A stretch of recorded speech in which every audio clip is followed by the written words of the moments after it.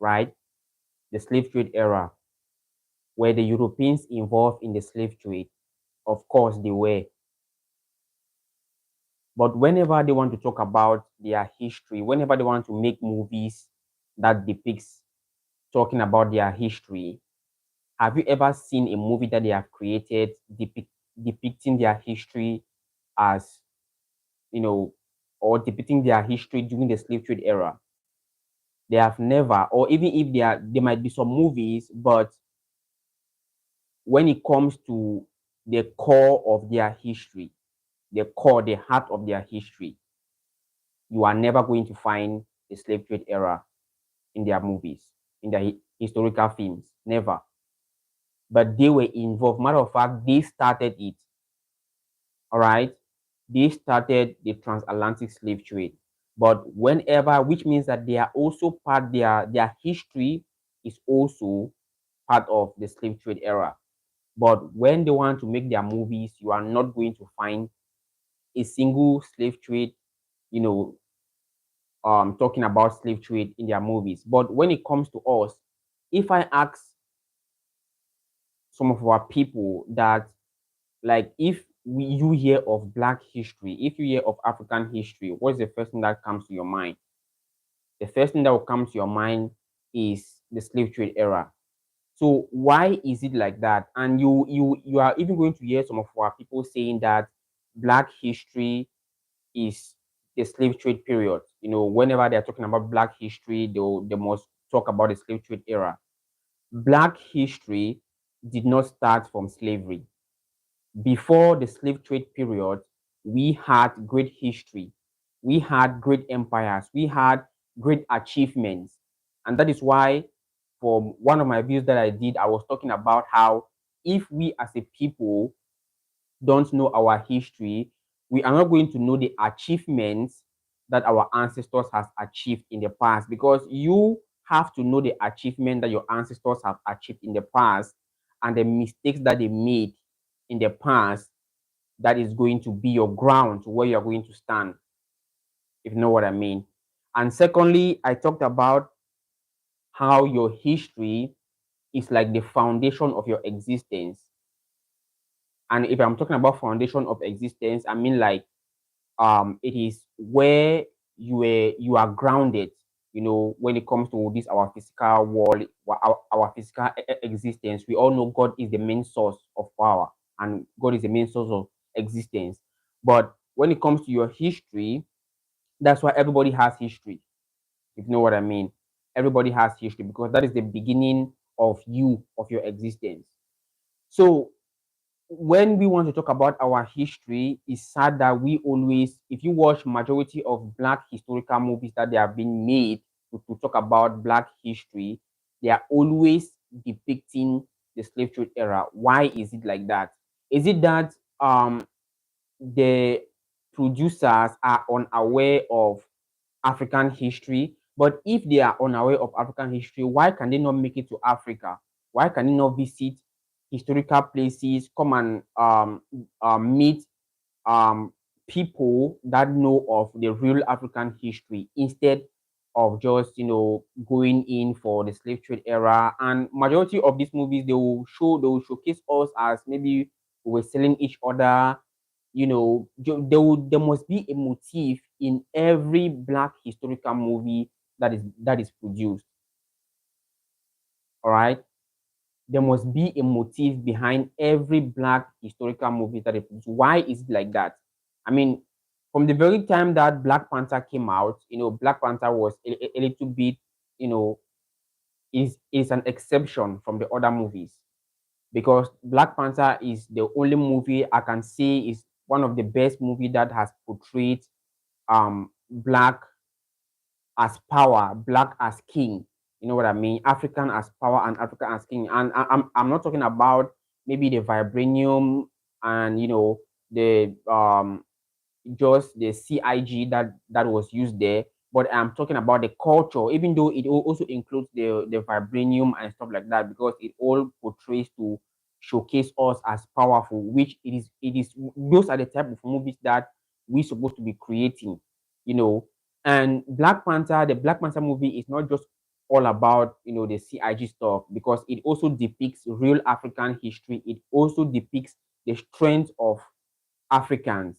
You know what I mean? And black people in general. If I say Africans, I mean black people in general.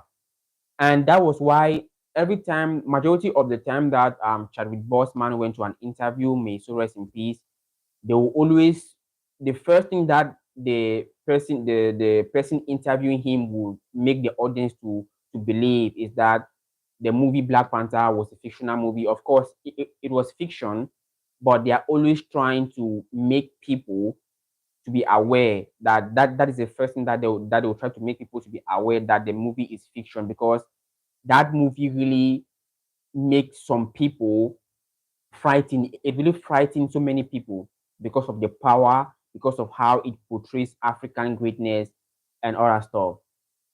So these are the movies that we're supposed to be making, even if, okay, we want to base on historical fact, you know what I mean, and it's not all based on maybe fiction. There are a lot of African histories to be tapped in the motherland. There are a lot of African history to be tapped in the motherland. Black producers, black producers should come to Africa and try to take African history, the real African history, and try to make movies out of it, if you know what I mean. Just imagine maybe our black kids, because we are now into telling our black children that they should not think that their history only started from slavery. Because if our black kids grow up and still having this notion of that their history started during the slave trade era, they are going to feel, anywhere they found themselves, they'll really feel down. They'll have low self-esteem.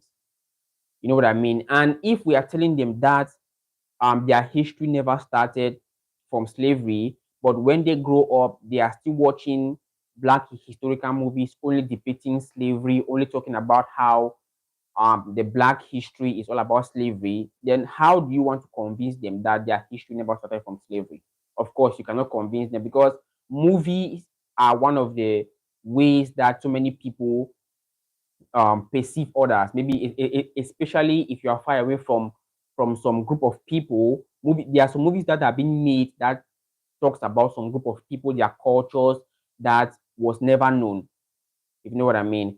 But as when it comes to that particular movies, it portrays that culture, and so many other people knew of that culture. So movies play a very, very vital role in showcasing our black and African culture to the world. It plays a very vital role. If you look at The Woman King, it's a great movie, but it still focuses on the slave trade era, how the Dahomey tribe were thriving on slavery, their economy. The main thing that was giving them money was the slave trade, how they were selling each other, but which the kingdom was thriving. If you want to look at the accurate history of the Dahomey tribe, you're going to realize that the kingdom was thriving on producing palm oil and some other local stuff that were going on in this kingdom. But when it comes to that movie, it was portrayed that they were selling each other, they were dealing with slave, all the stuff. So this is just the video that I said, let me share with you all, because the Europeans were also part of the slave trade era. But when they want to make their movies, when they want to produce their movies, you are not going to see them showcasing themselves as maybe slave owners and all that stuff. So I think that we need to do better when it comes to black historical movies. We need to make sure that what we are putting out there is the exact history, is our exact history, for not only for the world to see, but as our kids and our children are growing up, they are going to realize that this is their true history. Because at times, just saying it like that with just the mouth is not going to do anything, but taking actions and making sure that things are being put into place is the right solution for us to educate ourselves and our kids, if you know what I mean. So this is it. This is what I said. Let me share today in this live. And it has really been a long time since I organized live streams. But by God's grace, we are going to be organizing live streams more for us to interact with each other live. So I want to thank you all who have been supporting the channel from day one, and for the new people that are coming to the channel, you're welcome to the channel. We still have there's a lot of work for us to do as a family all over the world. So that will be it for this live. So I'm going to be seeing you guys on my next video and on my next live. Stay tuned and don't forget to subscribe on the channel.